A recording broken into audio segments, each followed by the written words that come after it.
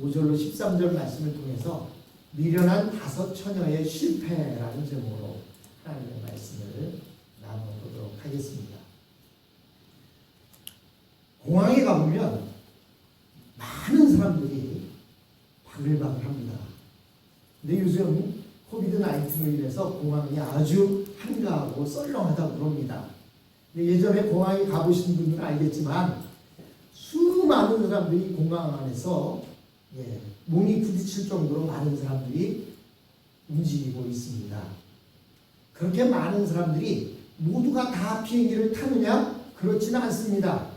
오직 누가 비행기를 타죠? 비행기 티켓을 가지고 있는 사람만이 비행기를 탈 수가 있습니다. 오늘 마태복음 25장 5절로 13절 말씀을 통해서 주님이 말씀하시는 것은 누구나 다 천국에 오는 것이 아니다. 누구만이 천국에 오느냐? 천국행 티켓을 가진 사람만이 천국에 들어간답니다.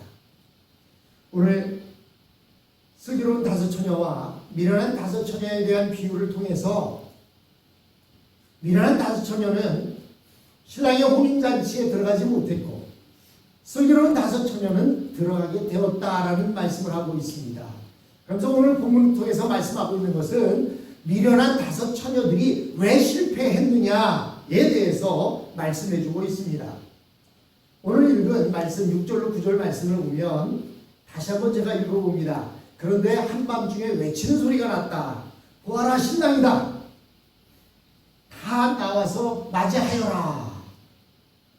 그때 그 처녀들이 모두 졸다가 일어나서 제 등불을 손질하였다.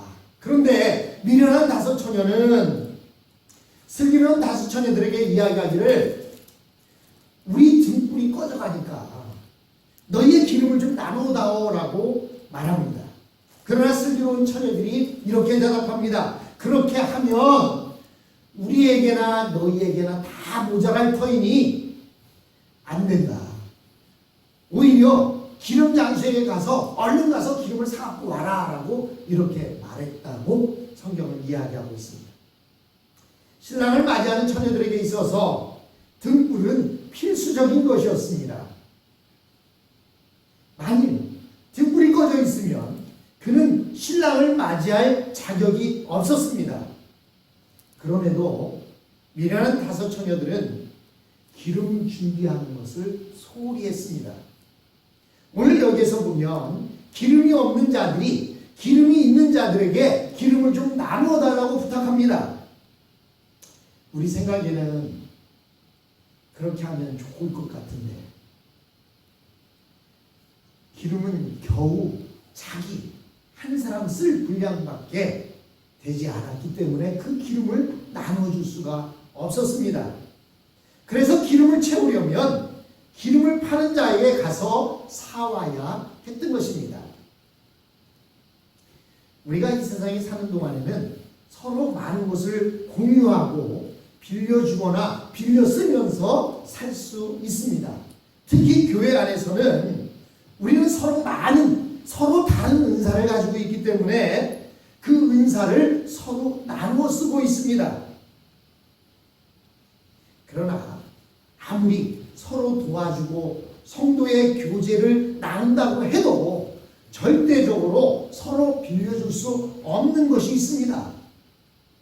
그것은 바로 각자의 믿음입니다.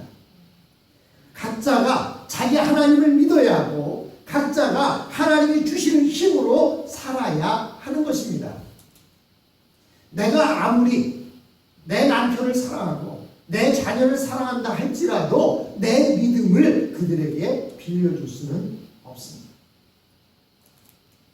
10절로 12절 말씀을 보면 미련한 처녀들이 기름을 사러 나간 사이에 신랑이 왔습니다. 준비하고 있던 처녀들은 신랑과 함께 혼인잔치에 들어가고 문은 닫혔습니다. 그 뒤에 기름을 사가지고 온 나머지 처녀들이 와서 문을 두드리며 말합니다. 주인, 문을 열어주십시오. 이렇게 애원하였습니다. 그러나 신랑이 대답하기를 내가 진정으로 너희에게 말한다.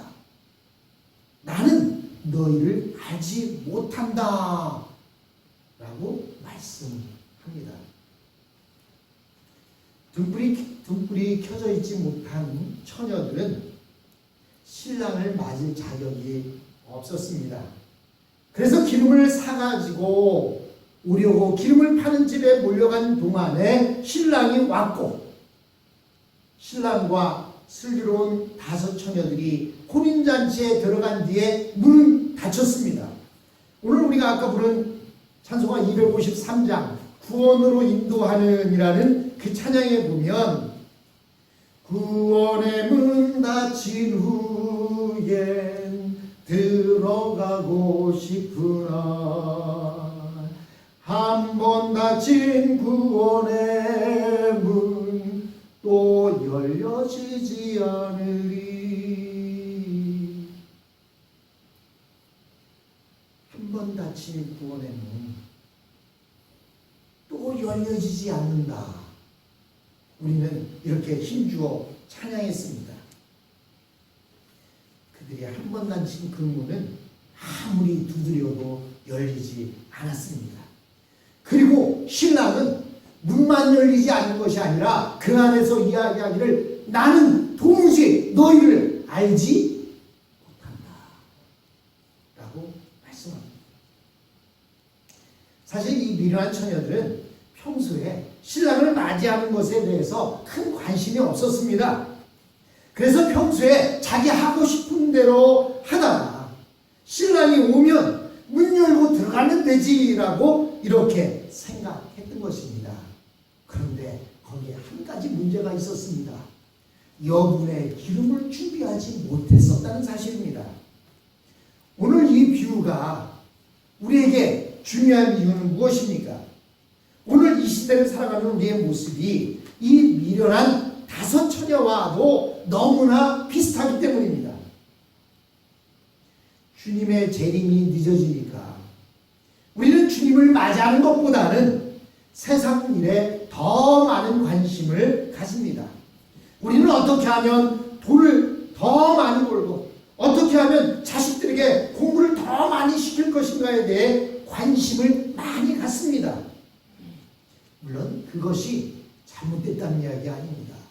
먼저 준비해야 할 것이 있는데 무엇을 먼저 준비해야 되느냐? 가장 중요한 것을 먼저 준비해야 되는 거예요. 비행기를 타러 갔다면 가장 중요한 것은 비행기 티켓을 구매하는 것입니다. 그것을 준비해야만 비행기를 탈 수가 있는 거예요. 그런데 우리는 정작 가장 중요한 성령의 역사와 말씀의 보화를 놓치고 살아가고 있다는 것입니다. 우리가 이 미련한 5 처녀를 보면서 우리의 모습을 볼 수 있습니다. 누가 예수님의 혼인잔치에 들어갈 수 있습니까?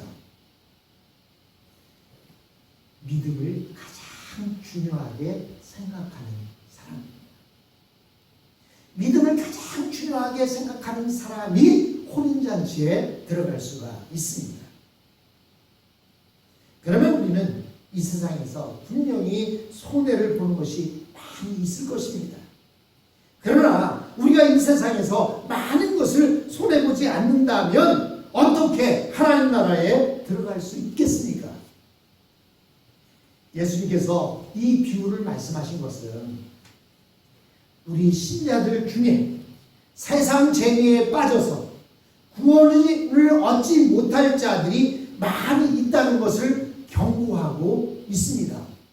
여러분, 지금 이 미련한 5 처녀들, 그들만큼 미련한 사람들이 없어요. 다른 사람들은 아예 신랑을 맞을 준비도 안 했기 때문에 제 멋대로 잠자고 싶을 때 자고 일하고 싶을 때 일하고 놀고 싶을 때 놀았습니다.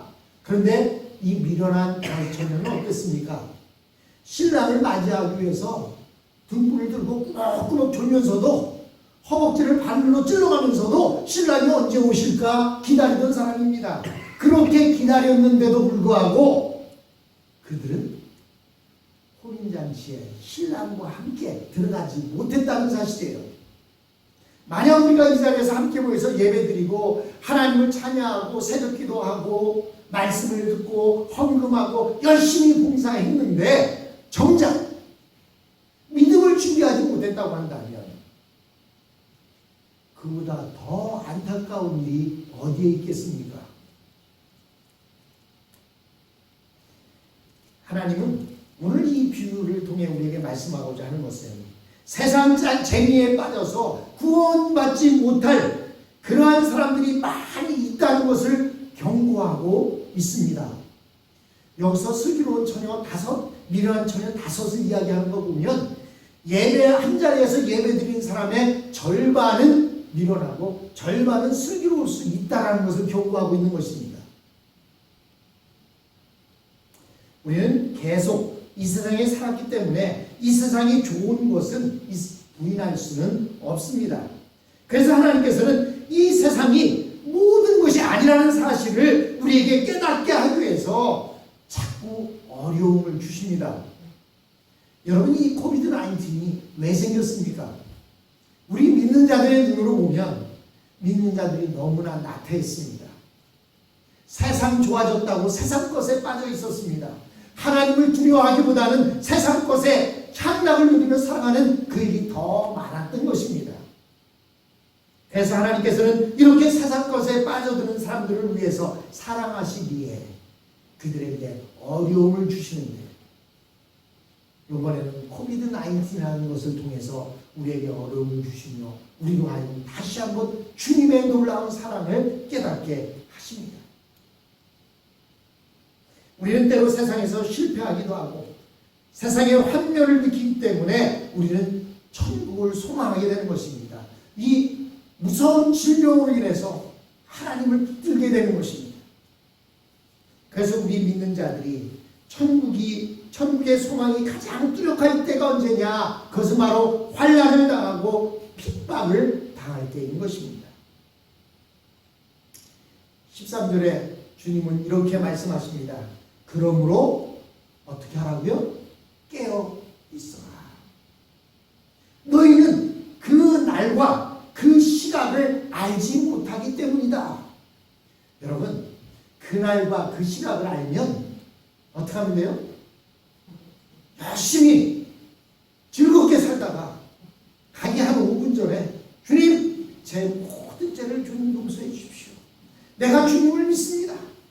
나의 구원자이셔 주님인 것을 내가 믿습니다. 고백하면 우리는 다 혼인잔치에 들어갈 수 있어요. 그런데 주님은 분명하게 13절에 뭐라고 말씀하십니까? 그 날과 그 시간을 알지 못한다. 그러기 때문에 깨어 있어야 되고 그러기 때문에 영혼의 기름을 준비하고 있어야 된다고 말씀하고 있습니다. 깨어 있다고 하는 것은 우리 믿는 자들이 세상죄에 빠지지 않고 믿음 생활을 최우선적으로 하는 것을 말하는 것입니다. 반대로 잠들어 있다는 것은 신앙을 중요하게 생각하지 않고 세상에 빠져서 기도하지 않고 죄를 지으면서도 그것이 죄인지 모르고 살아가는 것입니다. 우리가 하나님의 말씀을 가지고 모일 때 우리에게 기름과 같은 성령의 역사가 나타납니다. 이것은 이 세상에서 가장 귀한 보배이며 이것이 결국 사람을 살리고 치료하며 세상을 아름답게 하는 것입니다. 그러나 사람들은 하나님의 말씀은 딱딱하고 재미없고 그러다 보니 세상 것, 재미있는 것, 좋아하는 것, 즐거운 것만을 더 좋아합니다. 우리 사랑하는 성도들이 세상의 사랑과 성공에 도취할 때 성령의 기름은 말라버릴 것이며 결국 죄에 빠지게 되는 것입니다.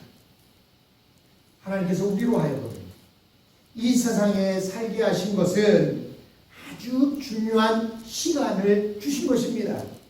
즉 우리가 이 세상에서 하나님의 은혜를 받고 또 이 세상에서 믿음으로 살아야 저 풍성한 천국의 혼인잔치에 들어갈 수가 있는 것입니다. 우리는 주님이 주시는 능력 안에서 모든 것을 해야 합니다. 우리는 주님, 우리 앞에 무엇이 기다리고 있는지를 모릅니다. 그러나 하나님을 의지하고 살다 보면 하나님은 우리에게 살 길을 열어 주십니다. 그리고 바로 그 성령의 능력으로 이 세상을 이기고 믿음으로 승리하는 진짜 믿음으로 사는 사람들이 되게 되는 것입니다. 우리 모두에게 이 귀한 믿음이 있기를 주님의 이름으로 축원합니다. 모두 자리에서 일어나겠습니다. 그리고 이 시간 우리 주님 앞에 기도하는 시간 갖겠습니다.